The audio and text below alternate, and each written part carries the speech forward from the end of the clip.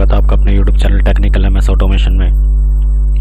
आज की वीडियो में मैं आपको सिखाऊंगा जो INVT की HMI होती है उसका हम सॉफ्टवेयर जो ओपन कर लेते हैं और साथ में जब HMI को हम लैपटॉप से कनेक्ट करते हैं तो ना तो हम प्रोग्राम उसमें डाउनलोड कर पाते हैं ना तो अपलोड कर पाते हैं। मीन्स हमारी जो HMI है वो कुछ रिस्पॉन्स ही नहीं देती है।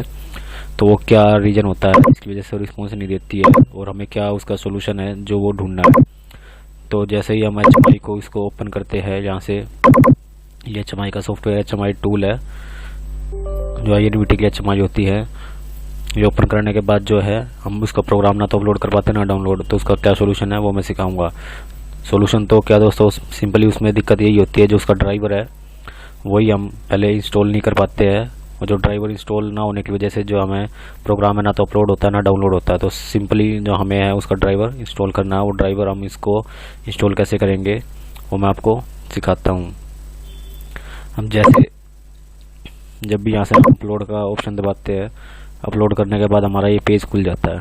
ठीक है, यहाँ से हम अपलोड करते हैं। अपलोड करने के बाद यहाँ से हमारी USB को सेलेक्ट कर लेते हैं और प्रोजेक्ट का जो नेम वगैरह है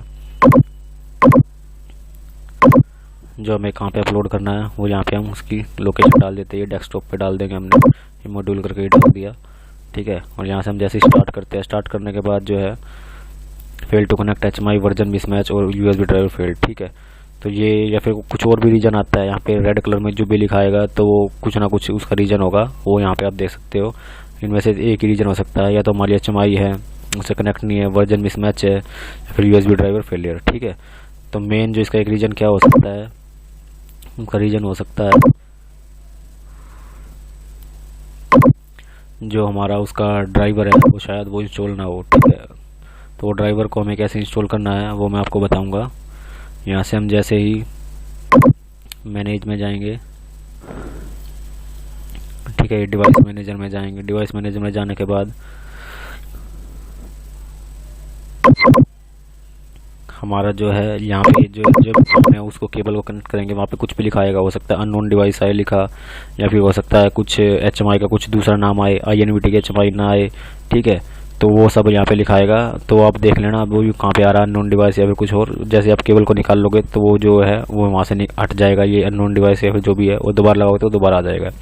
हमें सिंपली क्या करना है, उस पर हम क्लिक करेंगे। क्लिक करने के बाद ये अपडेट ड्राइवर आएगा, अपडेट ड्राइवर करना है हमें। ठीक है, अपडेट पहले तो ऑटोमेटिकली करके देख लेंगे सर्च, अगर ऑटोमेटिकली होता है तो ठीक है, अगर नहीं होता तो फिर हम यहाँ जाएंगे केबल पे। ठीक है, यहाँ से हम उस फोल्डर को सेलेक्ट करेंगे जहाँ पे हमारा जो ड्राइवर है वो होगा। उससे पहले हम जाएंगे सी में जाने के बाद जो है हमारा प्रोग्राम फाइल्स में जाएंगे। ये प्रोग्राम फाइल्स x86 में जाएंगे। ठीक है, उसमें जाने के बाद हमारे जो HMI है वो HMI का सॉफ्टवेयर है HMI टूल में जाएंगे। HMI टूल में जाने के बाद एक ये डिवाइस ड्राइवर है। ठीक है, और ये खाली ड्राइवर है, ड्राइवर 32 ड्राइवर, ये सब मिलेगा आपको। तो हमें जाना है हमारे USB ड्राइवर पे। ये देखिए USB है क्योंकि हमने जो HMI कनेक्ट रखे USB ड्राइवर से कर रखे हो। यहाँ से हम ड्राइवर को सेलेक्ट कर लेंगे। यहाँ से सेलेक्ट करने के बाद ड्राइवर का फोल्डर सेलेक्ट हो गया, उसको हम ओके कर देंगे। ठीक है, हम जैसे ही ओके करेंगे यहाँ से नेक्स्ट करेंगे तो ये जो हमारा है वो ड्राइवर है वो इंस्टॉल हो जाएगा। इंस्टॉल होने के बाद जो हमारी HMI का जो है अननोन पे डिवाइस पे हमारा HMI लिखा हुआ या फिर जो INVT HMI करके है वो लिखा आ जाएगा। ठीक है, अभी फ़िलहाल मेरे पास तो हार्डवेयर है नहीं ना, मैंने कुछ कनेक्ट कर रखा, इस वजह से ये इंस्टॉल योर अननोन डिवाइस दिखा रहा है। ठीक है, जैसे ही मैं उसको हार्डवेयर कनेक्ट कर रखा होगा या USB ड्राइवर कनेक्ट कर रखा होगा तो वहाँ पे हमें वो सब सेलेक्ट करने के बाद उसको ओके कर देना है। और जैसे ही वो सक्सेसफुल इंस्टॉल हो जाएगा तो आपको यहाँ पे जो है वो लिखा हुआ आ जाएगा HMI करके या फिर INVT HMI, और जिससे हमारी जो प्रॉब्लम है वो सोल्व हो जाएगी। जैसे ही प्रोग्राम को अपलोड या फिर डाउनलोड करेंगे वो डाउनलोड या अपलोड होना स्टार्ट हो जाएगा। होप दोस्तों वीडियो आपको पसंद आई। वीडियो पसंद आई तो वीडियो को लाइक कमेंट और शेयर कीजिए। और किसी भी वीडियो के बारे में और किसी हार्डवेयर या फिर जो भी सॉफ्टवेयर के बारे में कुछ भी जानना है तो कमेंट बॉक्स में कमेंट कीजिए, मैं कोशिश करूँगा और एक अलग से वीडियो बना सकूँ। ओके, थैंक यू दोस्तों, बाय बाय।